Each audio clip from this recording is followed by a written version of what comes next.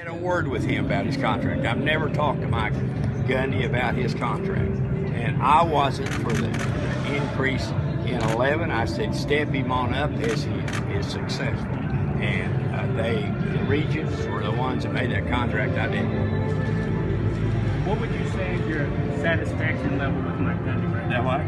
What would you say is your satisfaction level with Mike Gundy? Now? Well, I'm not. I'm satisfied with him. Is that the answer? Yeah. What would you describe your satisfaction? Yeah, I think Mike Gundy, if you look at his record, he's a winner. He's won more football games and had the best record of any coach that we've ever had at Oklahoma State. So sure, I'm satisfied with him. How much of your excitement going forward in the short term is based on what you saw from Mason Rudolph at the end of last year? Well, of course, I was talking to the kid down at JW. I've been a J.W. Walsh fan, and I've never met Mason Rudolph. I know who he is, of course, but it was pretty exciting. There's no question. The guy is a good quarterback. J.W. is a very good athlete, and he can play quarterback. And so I'm excited about our team this year. More excited than ever about this group? Yeah, I am. I really am. I think but it could be Mike and I hooking up again. That's part of it. For how last season finished up? Oh, yeah. It was. I loved it at the end of the season. So. We've had about 60 plays of scrimmage so far. We've got about 20 more. So we've gotten a lot of good work today. Quarterbacks, I thought, have played well. Defense is running, making some plays. Rennie Childs, it seemed like, had a good scrimmage up to this point. But I do like our pass protection, something that we really worked hard this spring to improve, and it looks like that we've made some great strides in that area. So it's been a great day. Obviously, Mr. Pickens came today, had a chance to speak to the team. It was good for our players to be able to listen to him. It's good to have him here, and that he took the time to come here and be with us before he flies back to Augusta to be at the Masters. So it's been a great day for us. Looking forward to finishing up, and Monday and Wednesday, really good heavy practices, and then spring game on Saturday. What does it mean to you, particularly, to have Boone here, given the fact that you guys hadn't talked for quite a while? Just the meaning of that for you personally.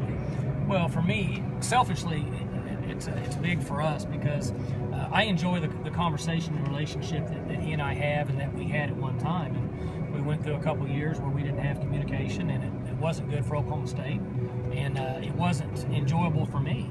And so we've had a lot of conversations on the phone over the last few months, and then again today, and I don't see any reason why he and I can't build a relationship like it was years ago. And so it takes time. Things just don't happen overnight.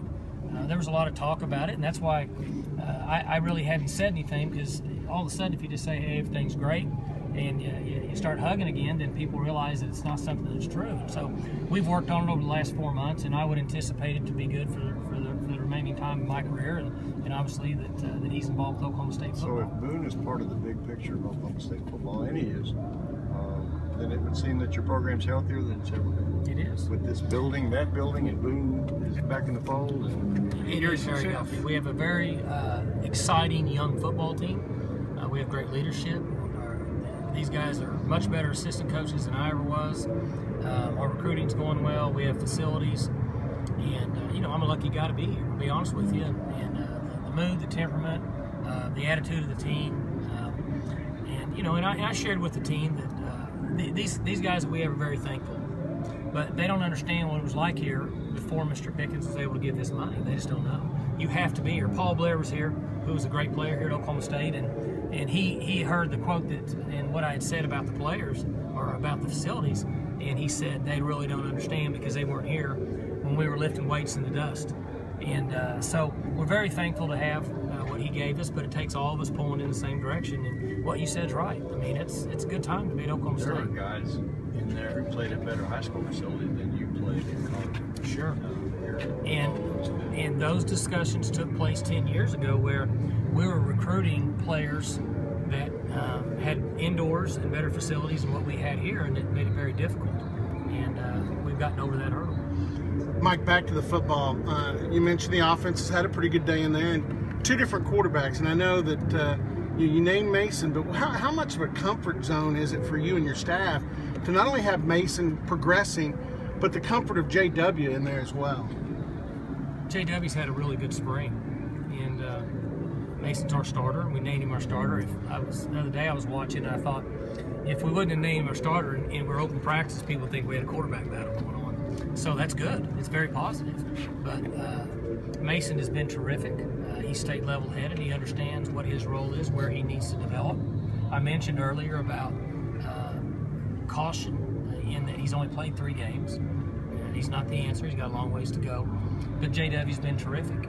Just what we've said about him from the day that he walked on campus. I was giving his dad, Coach Walsh, a hard time. He was supposed to speak at our clinic a week ago, and he had an accident. He was somewhere and raised up and had cut his head open on a bar, sliced his head open, and so he couldn't make it to speak. And I told him that if that was JW, he would have shown up, and he would just talk with blood running down his face. So ultimately, you got to remember what the end product is. So we're very fortunate to have those guys. Yeah, a fumble scoop in there too with Glenn. I know Glenn started that hashtag WTIB. We're taking it back to emphasize fumble recoveries. I'm going to guess you probably won't go to game 12 before you recover a fumble next year. Well, I hope not, or it won't be as fun. Or like last year wasn't as fun up until the end of the year. But college football is all about scoring points, big plays, and turnovers. There's just not many teams that control offenses based on defense anymore.